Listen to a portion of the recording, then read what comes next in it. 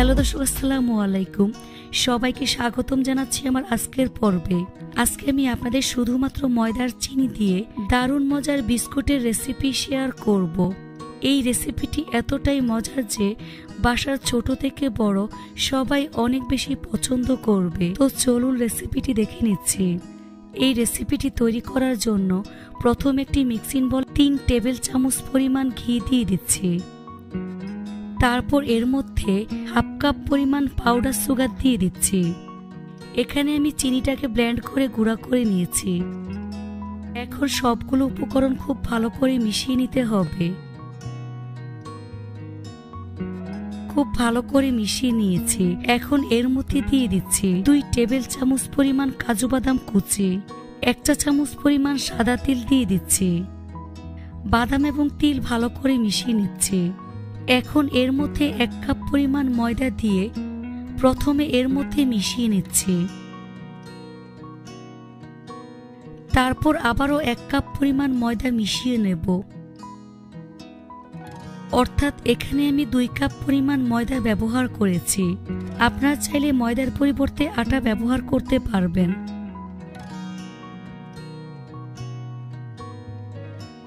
তারপর এর মধ্যে অল্প অল্প করে পানি অ্যাড করে সফট একটি ডো তৈরি করে নিতে হবে।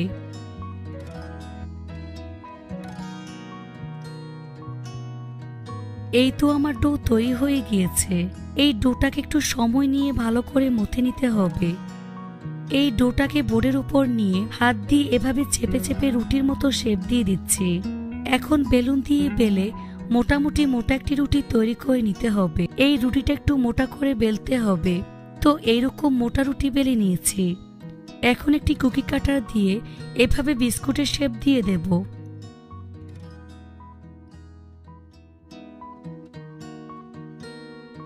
এখন বাড়তি অংশগুলো উঠিয়ে নিচ্ছি। তারপর একটা একটা করে প্লেটে নিয়ে নিচ্ছি। চুলে একটি ফ্রাই প্যান বসিয়ে পরিমাণ মতো সয়াবিন তেল দিয়ে তেলটাকে মিডিয়াম আঁচে গরম করে নিয়েছি। এবার একে একে গরম তেলে বিস্কুটগুলো দিয়ে দিচ্ছি।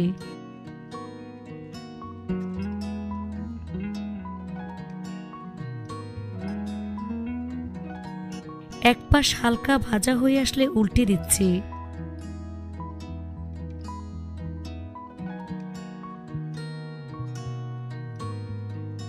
এভাবে কিছুক্ষণ পরপর উল্টে পাল্টে গোল্ডেন ব্রাউন কালার এবং ক্রিস্পি করে ভেজে নিতে হবে।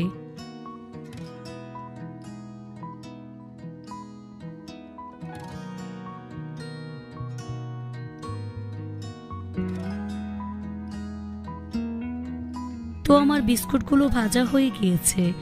এখন ছাঁকনি দিয়ে তেল ছেঁকে নাস্তার প্লেটে নিয়ে নিচ্ছি।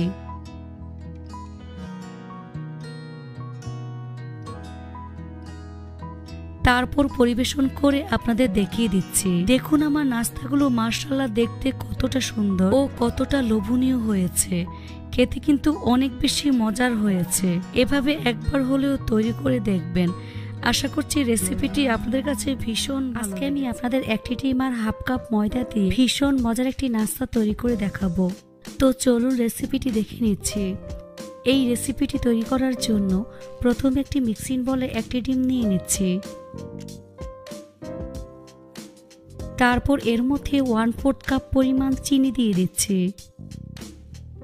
এখন এই চিনি ডিমের সাথে খুব ভালো করে মিশিয়ে নেব। চিনিটাকে খুব ভালো করে গলিয়ে ডিমের সাথে মিশিয়ে নিতে হবে।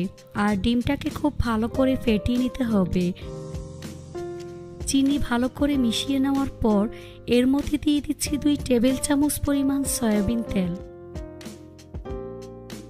সামান্য পরিমাণ অরেঞ্জ ফুড কালার দিয়ে দিচ্ছি।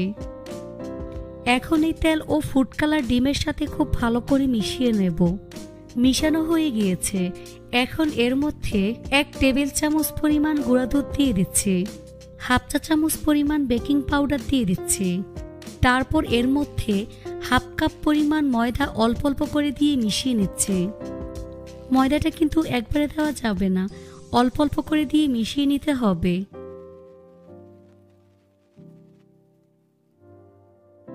সম্পূর্ণ ময়দা মিশিয়ে নেওয়ার পর দেখুন ব্যাটারের ঘনত্বটা ঠিক এইরকম হয়েছে। আপনারা দেখে হয়তো বা বুঝতেই পারছেন। এবার চুলা একটি ফ্রাই প্যান বসিয়ে পরিমাণ মতো সয়াবিন তেল দিয়ে তেলটাকে মিডিয়াম হিটে গরম করে নিয়েছি। এখন চুলার আঁচ একেবারে লোতে রেখে একটি টেবিল চামচের সাহায্যে ব্যাটার নিয়ে তেলের মধ্যে দিয়ে দিচ্ছি, যাতে করে সবগুলো নাস্তা একই রকম হয়। এভাবে আমি একে একে নাস্তাগুলো গরম তেলে দিয়ে দিচ্ছি।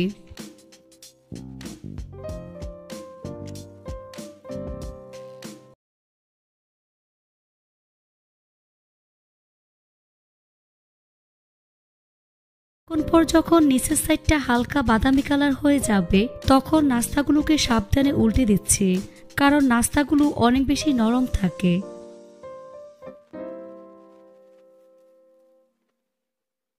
এই নাস্তাটি লো আঁচে ভাজতে হবে, তাই সময় একটু বেশি লাগে।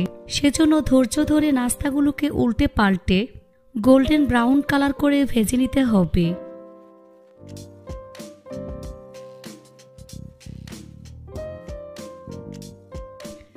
সবগুলো নাস্তা গোল্ডেন ব্রাউন কালার করে ভেজে নিয়েছি। এখন ছাঁকনি দিয়ে তেল ছেঁকে নাস্তার প্লেটে নিয়ে নিচ্ছি।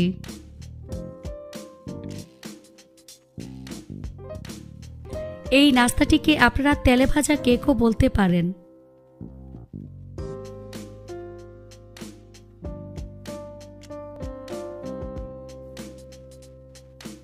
দেখুন নাস্তাগুলো দেখতে মাশাআল্লাহ কতটা সুন্দর ও কতটা লোভনীয় হয়েছে। দেখুন নাস্তার ভিতরটা কতটা সফট হয়েছে। আশা করছি আমার আজকের এই রেসিপিটি আপনাদের সবার কাছেই ভীষণ ভালো লেগেছে। রেসিপিটি ভালো লাগলে অবশ্যই একটি লাইক দিবেন, চ্যানেলটি সাবস্ক্রাইব করার ডিম আর ময়দা দিয়ে দারুণ মজার সকাল বিকেলে নাস্তা তৈরি করে দেখাবো।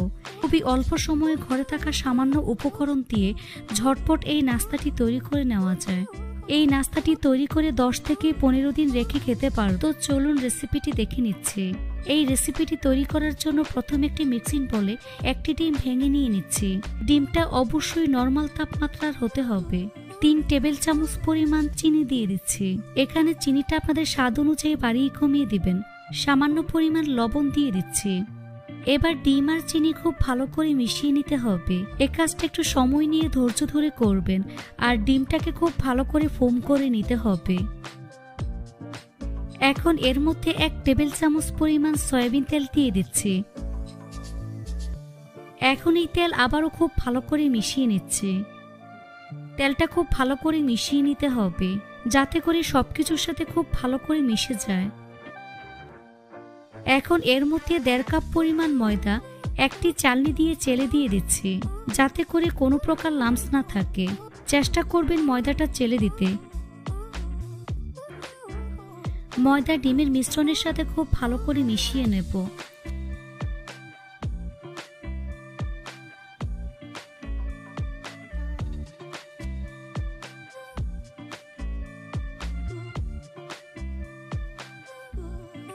তারপর খুব ভালো করে একটু সময় নিয়ে ডো তৈরি করে নিতে হবে। এই ডোটা কিন্তু নরম করা যাবে না, আবার অনেক বেশি শক্ত হবে না। এখানে কিন্তু আমি কোনো প্রকার পানি ব্যবহার করব না, যেহেতু এখানে আমি চিনি আর ডিম ব্যবহার করেছি, এতেই মাখানো হয়ে যাবে। এই তো আমার ডো তৈরি হয়ে গিয়েছে। এখন এই ডোটাকে সমান 2 ভাগে ভাগ করে নেব।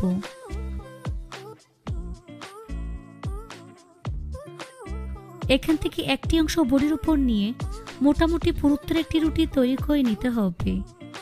মিডিয়াম পুরুত্বে রাখতে হবে। দেখুন রুটিটা ঠিক এরকম পুরুত্বের হবে। এবার এরকম একটি কুকি কাটার দিয়ে নাস্তাগুলোকে কেটে নিচ্ছি। আপনারা আপনাদের পছন্দ মতো শেপ দিয়ে কেটে নেবেন।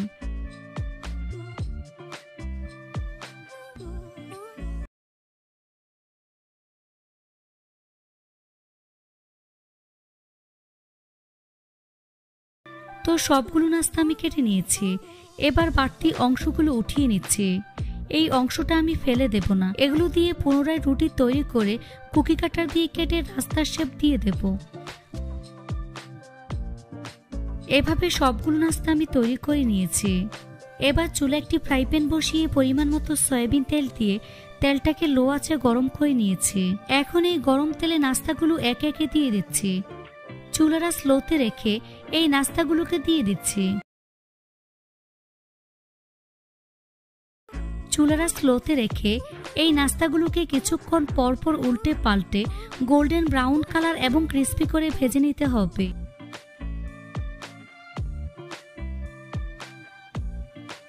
কিছুক্ষণ পরপর নাস্তাগুলোকে উল্টে পাল্টে গোল্ডেন ব্রাউন কালার করে ভেজে নিয়েছি।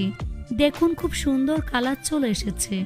এখন ছাঁকনি দিয়ে তেল ছেঁকে নাস্তার প্লেটে নিয়ে নিচ্ছি।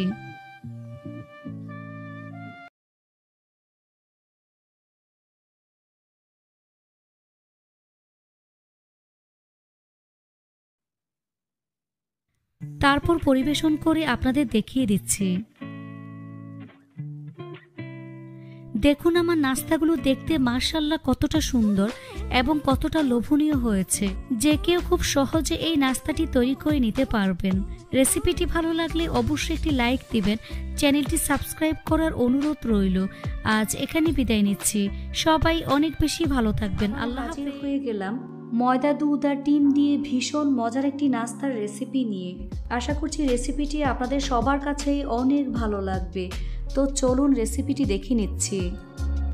প্রথমে একটি মিক্সিং বলে একটি ডিম ভেঙে নিয়ে নিচ্ছি। স্বাদ মতো লবণ দিয়ে দিচ্ছি। এবার এর মধ্যে 1 কাপ পরিমাণ অর্থাৎ 300 ml পরিমাণ লিকুইড দুধ দিয়ে দিচ্ছি। আপনারা যদি 1 কাপ পরিমাণ ময়দা দিয়ে নাস্তাটি তৈরি করতে চান সেক্ষেত্রে 1/2 কাপ পরিমাণ তরল দুধ অর্থাৎ 150 ml তরল দুধ দিবেন। এখন হ্যান্ড বিটার দিয়ে খুব ভালো করে বিট করে নিতে হবে। একটু সময় নিয়ে ডিমটাকে বিট করে নিতে হবে যাতে করে এর মধ্যে কোনো প্রকারের লাম্পস না থাকে। এবার একটি চালনি নিয়ে নিচ্ছি। এর মধ্যে 2.5 কাপ পরিমাণ ময়দা অর্থাৎ 300 গ্রাম পরিমাণ ময়দা অল্প অল্প করে দিয়ে চেলে নেব। আপনারা চাইলে 1 কাপ ময়দা দিয়ে রেসিপিটি তৈরি করে নিতে পারবেন। সেক্ষেত্রে 1/2 কাপ পরিমাণ তরল দুধ দিবেন অর্থাৎ 150 ml তরল দুধ দিবেন। এখন ময়দার সাথে 1 টেবিল চামচ পরিমাণ বেকিং পাউডার দিয়ে দিচ্ছি। এবার ভালো করে চেলে নিচ্ছি। এবার সব কিছু খুব ভালো করে মিশিয়ে মোটামুটি ঘন একটি ব্যাটার রেডি করে নেব। মিশানোর এই কাজটা একটু সময় নিয়ে করবেন। তো ভালো করে ফেটিয়ে নেবেন, নাস্তাটা তত ভালো হবে। তো আমার ব্যাটার রেডি হয়ে গিয়েছে। এখন এর ঘনত্বটা একটু দেখিয়ে দিচ্ছি। দেখুন ব্যাটার কতটাই স্মুথ হয়েছে। এবার একটি রেপিং পেপার দিয়ে ভালো করে মুড়িয়ে নেব। এভাবে 30 মিনিটের মতো রেস্টে রেখে দেব।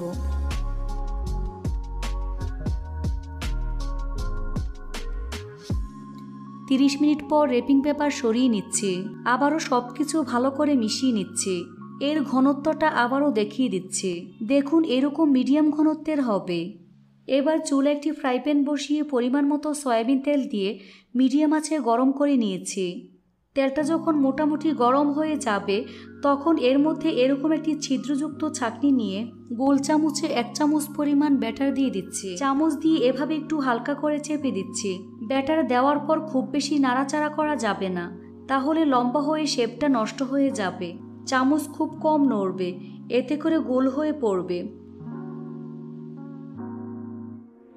তবে ছাঁকনির মধ্যে খুব বেশি ব্যাটার দেওয়া যাবে না, তাহলে একটা আরেকটার সাথে লেগে দলা পেকে যাবে। তাই অল্প করে ব্যাটার দিয়ে দিবেন।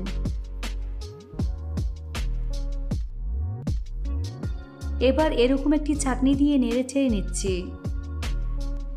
এখন চুলার আঁচ মিডিয়ামে রেখে অনবরত নেড়েচেড়ে দিতে হবে। এভাবে অনবরত নেড়েচেড়ে গোল্ডেন ব্রাউন কালার এবং ক্রিস্পি করে ভেজে নিতে হবে। ভাজা হয়ে গিয়েছে। এখন তেল ছেঁকে কিচেন টিস্যুর উপরে উঠিয়ে নেব, এতে করে এক্সট্রা তেল চুষে নেবে।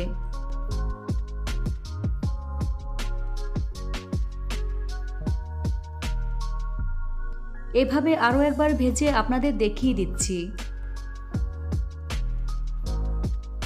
এগুলো কিন্তু খুব বেশি করে ভাজতে যাবেন না। এখন ছাঁকনি দিয়ে তেল ছেঁকে উঠিয়ে নেব। এভাবে সবগুলো ভেজে নিয়েছি। এখন কিচেন টিস্যু সরিয়ে নিচ্ছি। সবগুলোকে হাত দিয়ে সমান করে নিতে হবে। ভাজার পর এগুলো আরও অনেক বেশি মুচমুচে হয়েছে। এবার এটাকে এক সাইডে রেখে চুলে একটি ফ্রাই প্যান বসিয়ে 1 টেবিল চামচ পরিমাণ বাটার দিয়ে দিচ্ছি। এখন বাটার মেল্ট হওয়া পর্যন্ত অপেক্ষা করব। এবার এর মধ্যে 3/4 কাপ পরিমাণ চিনি অর্থাৎ 1 কাপের থেকে কম পরিমাণ চিনি দিয়ে দিচ্ছি। এখন এর মধ্যে হাফ কাপ পরিমাণ পানি দিয়ে দিচ্ছি। এখন ভালো করে নেড়েচেড়ে মিশিয়ে ক্যারামেল তৈরি করে নেব। এ সময় চুলার আঁচ হাই টু মিডিয়ামে থাকবে। এখন অনবরত নেড়েচেড়ে ক্যারামেল তৈরি করে নেব। কিছুক্ষণ নাড়তে নাড়তে দেখবেন এটা ঘন হয়ে গিয়েছে। যখন পানি শুকিয়ে এরকম ঘন হয়ে যাবে আর খুব সুন্দর কালার চলে আসবে, তখন চুলার আঁচ একেবারে কমিয়ে দিতে হবে। চুলার আঁচ কমিয়ে এর মধ্যে 1 চা চামচ পরিমাণ বেকিং সোডা দিয়ে দিচ্ছি। বেকিং সোডা দেওয়ার পর ভালো করে মিশিয়ে অনবরত নেড়ে ছেড়ে দিতে হবে, তা না হলে দলা পেকে যাবে আর ক্যারামেল শক্ত হয়ে যাবে। তাই অনবরত নেড়ে চেড়ে নিতে হবে। এ পর্যায়ে নাড়াচাড়া বন্ধ করা যাবে না, তাহলেই ক্যারামেল শক্ত হয়ে যাবে। যখন দেখবেন এরকম সুন্দর কালার চলে আসবে, তখন সাথে সাথে চুলা বন্ধ করে দিতে হবে আর নাড়াচাড়া বন্ধ করা যাবে না। এখন এর মধ্যে দিয়ে দিচ্ছি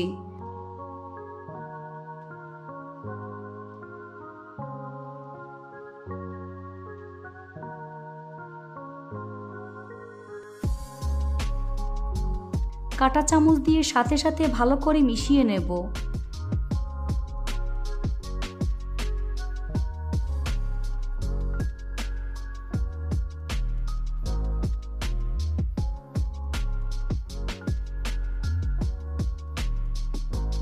তারপর হাত দিয়ে ভালো করে চেপে দিচ্ছি, এতে করে ভালো করে সেট হয়ে যাবে।